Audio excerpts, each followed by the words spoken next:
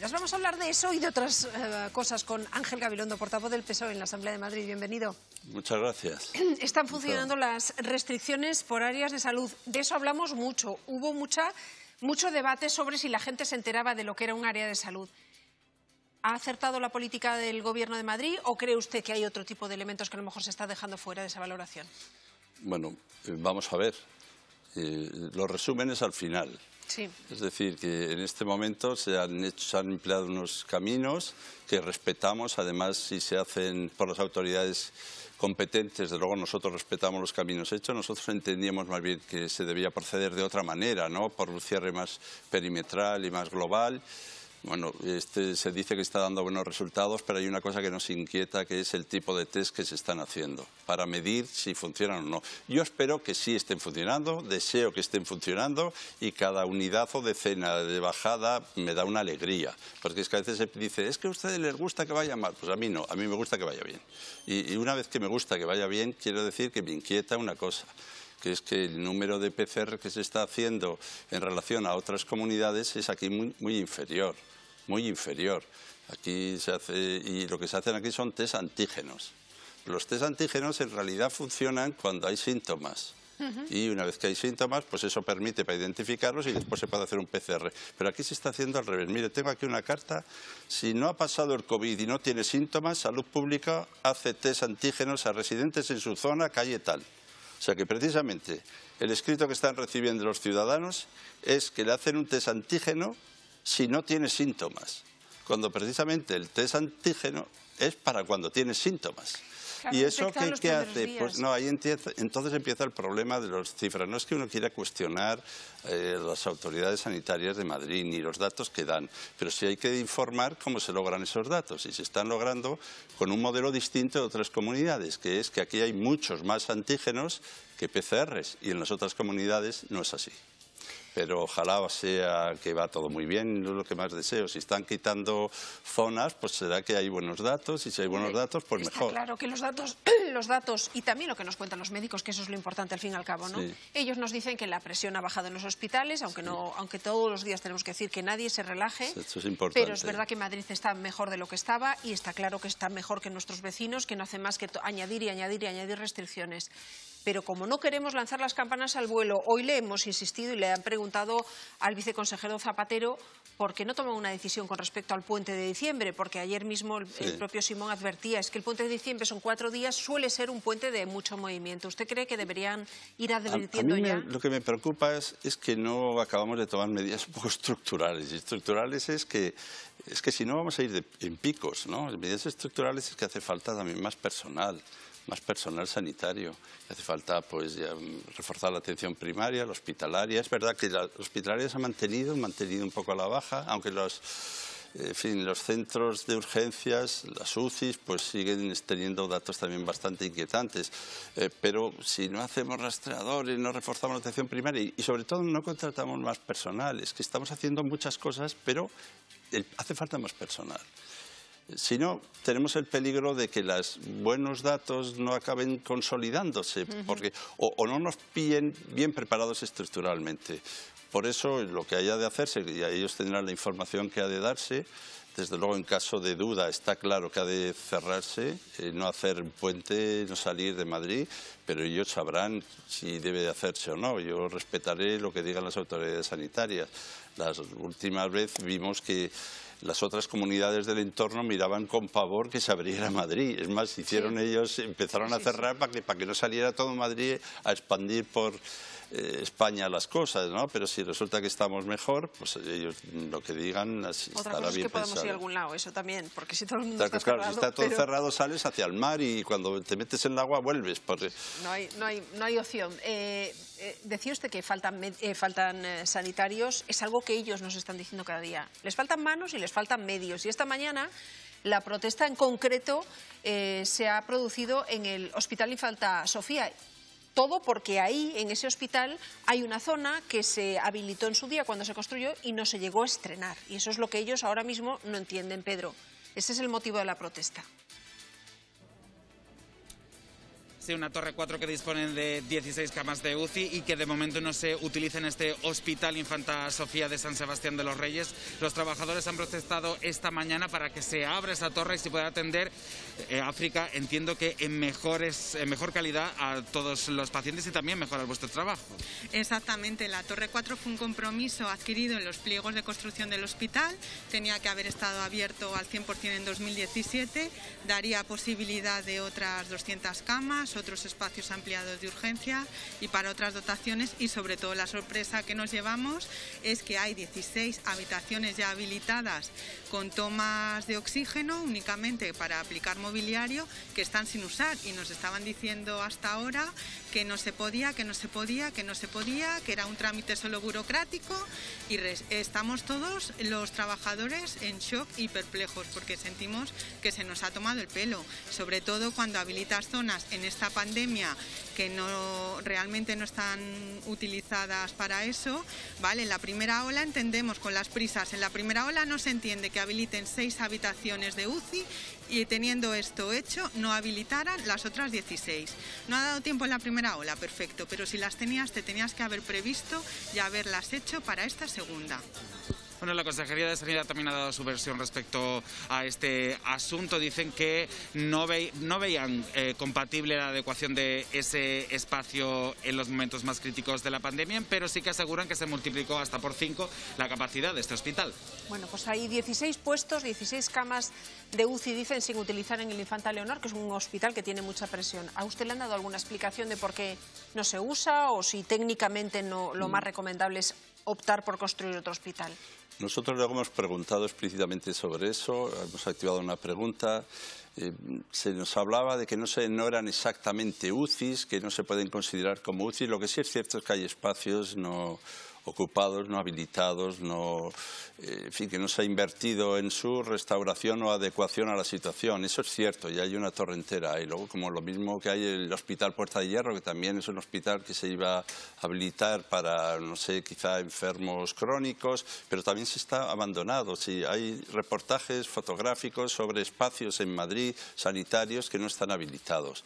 Mientras tanto, se está haciendo un hospital nuevo y por eso esto ha generado la tensión de que ha habido recursos, muchos, para hacer un nuevo hospital y quizás se podría haber tratado de buscar una salida a los otros espacios ya construidos. Pero claro, el problema no es solo de espacios, el problema, como digo, es de personal. Tenemos que interiorizar que es de personal y que esto es lo decisivo, que si movemos los médicos de un sitio a otro no hay más. Si es que no somos niños, ya sabemos que si tú mueves de aquí a allá algo, pues sigue habiendo los mismos, solo que en otro sitio. Y entonces, donde se han ido, hay huecos que hay que rellenar.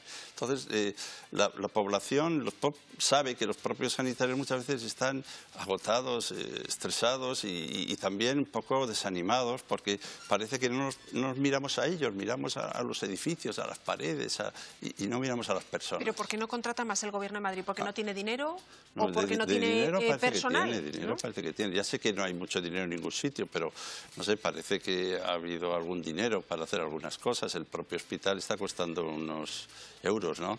Y lo que sí creo que esto debe ser una prioridad. Igual yo he preguntado también a la presidenta por la política de personal, expresamente en el Pleno, ¿no? Y contestan pues diciendo pues que habrá voluntarios, pero los voluntarios están en algún lado y se van a algún otro sitio. Los sindicatos están diciendo, pues no, pero cubran los espacios. Ya. No debiliten la atención hospitalaria, la atención primaria, a cambio de ponerlos en otro lugar, ¿no?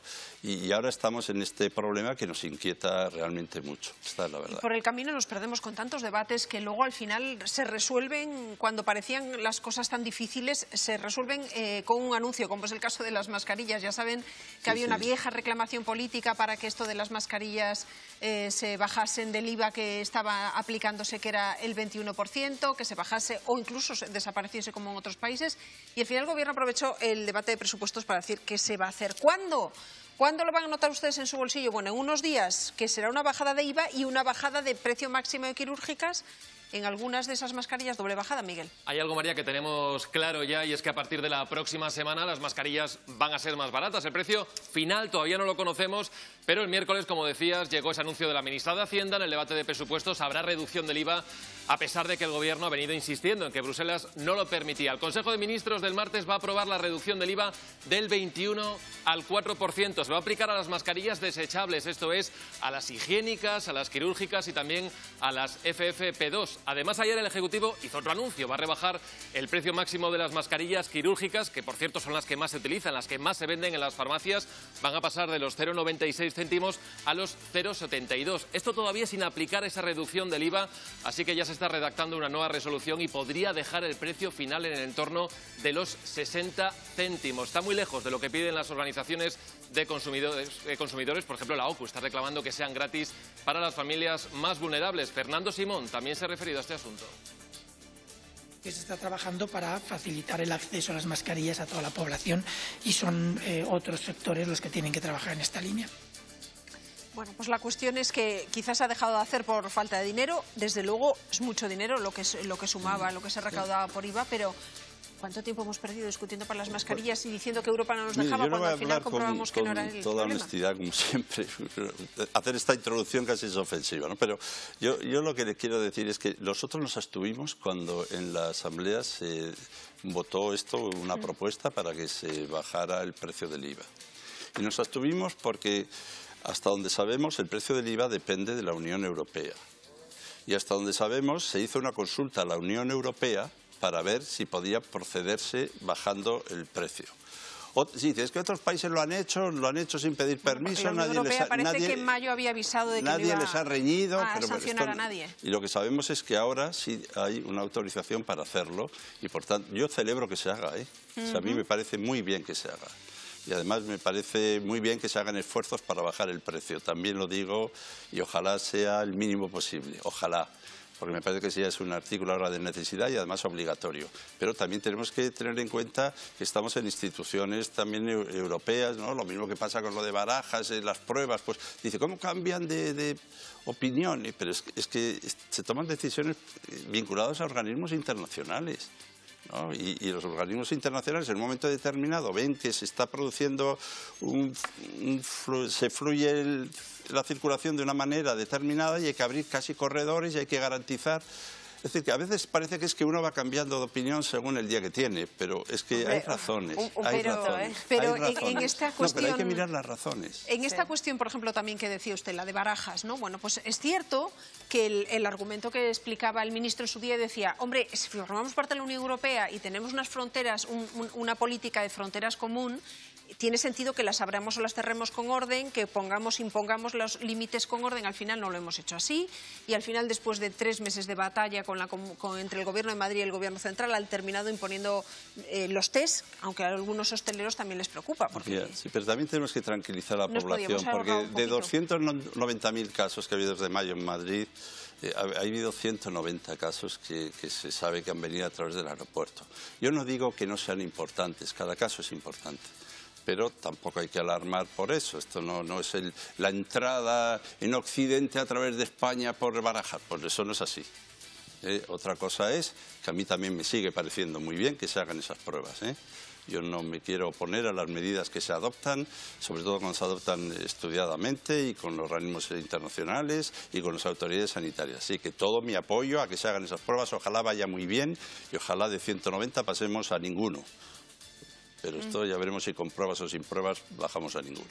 La vida sigue a pesar de la pandemia y a pesar de que la tenemos muy condicionada, y la prueba es que hoy estábamos viendo, y ahí tenemos un recuadro en el que se ve esa manifestación frente al Congreso de los Diputados por una nueva reforma educativa. Decía yo, la octava de la democracia, nunca conseguimos hacer las leyes por consenso. Esta vuelve a abrir heridas, muchas de ellas ideológicas, que al final tampoco tienen tanta...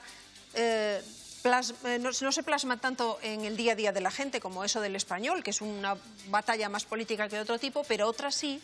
La gente de la concertada está preocupada. Han dicho aquí, la concertada está en peligro. Bueno, usted estuvo cerca de conseguir un acuerdo.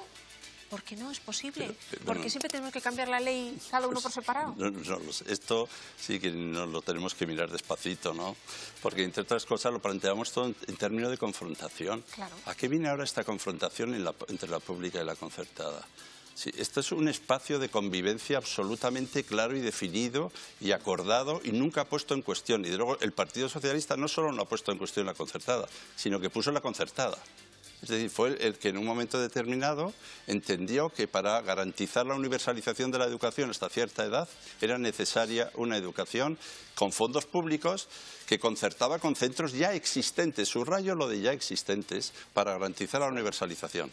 Luego, ¿qué ha pasado? Pues que ahora ya no se concertaba con centros existentes, sino se concentraba con un terreno en el que se iba a hacer un edificio que no era existente. Y entonces ya no estamos hablando de cosas un poco distintas. O sea, tenemos que buscar equilibrar las cosas, pero yo me dirijo a la población y con toda la cordialidad del mundo que no asustemos. La concertada no está en peligro de modo alguno. En modo alguno. Pero ellos se sienten agredidos, se sienten bueno, si se sienten, eso merece todo el respeto. ¿Hay motivo o no hay motivo? Entonces, eso quiere decir que hay que explicarlo más, o hay que explicarlo mejor, o tienen que señalar dónde están los peligros, ¿no? Se señala, por ejemplo, he oído, ¿no? Lo que tiene que ver con las cuotas que están cobrando a través de fundaciones y todo eso. Los más duros contra las cuotas son los centros privados. O sea, los que son más duros contra las cuotas de la concertada son los centros privados, que se han organizado absolutamente y entienden que es una competencia desleal, que están aparentemente no, pero de hecho cobrando algunas cuotas. De hecho, ahí hay que llamar al orden, organizar y distinguir. Son cuotas que se dicen que son para otras actividades, pero todo eso hay que aclararlo porque, de hecho, los padres, que son los que llevan a un centro concertado financiado con dinero público, y por tanto el concierto consistía en que no tenían que pagar, acaban reconociendo que por A o por B acaban teniendo que pagar. Pero yo lo que sí digo, a mí me preocupa más lo de la educación especial, por ejemplo, ¿no? Yo creo, desde luego, que en ningún caso se plantea el cierre de los centros de educación especial. Eso ha dicho la ministra, ¿eh? No, es que hay una disposición adicional cuarta que propone incrementar los recursos de los centros ordinarios paulatinamente para que ninguna familia se quede sin escolarizar a su hijo o hija en un centro ordinario. ¿Esto qué quiere decir? Que nadie por falta de recursos o de medios adecuados tenga que ir a un centro especial. Pero de hecho, lamentablemente, digo, por el dolor que supone para muchos, pues sigue habiendo casos que tienen dificultades para incorporarse en la educación ordinaria. Y yo comprendo que haya centros de educación especial, lo comprendo perfectamente, sobre todo si además no tenemos atención adecuada que garantice la singularización de cada caso. Todas las familias que tienen hijos en situación de necesidad especial, pues comprendo que requieran y pidan que esté ese centro mientras lo otro no exista. Y en ese caso, también quiero decir que Naciones Unidas a España nos ha echado alguna bronca, porque a veces lo que hacemos es derivar casos problemáticos al centro de educación especial, sin o hacer casos el esfuerzo en la que tienen problemas de audición, y lo mandamos a otro lado. No, los problemas de audición no hay que mandarlos al centro de educación especial, lo que hay que buscar es cómo se pueden integrar, incluir, por poner un ejemplo, ¿no? Aquí la cosa está sobre todo en mandar de nuevo un mensaje, ¿no? Un mensaje, yo comprendo que un padre está ahí manifestándose. Primero son asociaciones concretas, tampoco es que esté toda la comunidad educativa en eso, pero sí quiero decir es que comprendo que esté preocupado, ¿no? Y yo lo que me puedo decir es que además esta ley actual, para ver cuáles son las necesidades, los profesionales especialistas dicen que van a hacer un proceso para ver si tiene condiciones o no para estar en el centro ordinario. Pero siempre oído los informes de los padres. Yo quiero también subrayar, a mí me parece decisivo también lo que piensan los padres, claro que sí. Hacen una experiencia y viven, pero mandar el mensaje de que van a cerrar los centros de educación especial, pues comprendo que yo, si soy un padre de un hijo con unas necesidades especiales, pues es que me aterra. Se preocupan y recogemos el mensaje tranquilizador, es que no es y es verdad lo que usted decía al principio de esta explicación, es que las cosas no se cuentan bien a veces, ¿no? No, pero no he hecho la culpa a cómo se cuenta, sino que tenemos que informar mejor y bien nosotros. No suele ser ni blanco ni negro, siempre hay una serie de matices, pero ahí está, las dos realidades, lo que pasa dentro y lo que pasa fuera del Congreso hoy. Le agradecemos mucho que haya estado con nosotros, un placer, como siempre. Un placer, la verdad. Muchas gracias y nosotros vamos a seguir contando preocupaciones que están en la calle.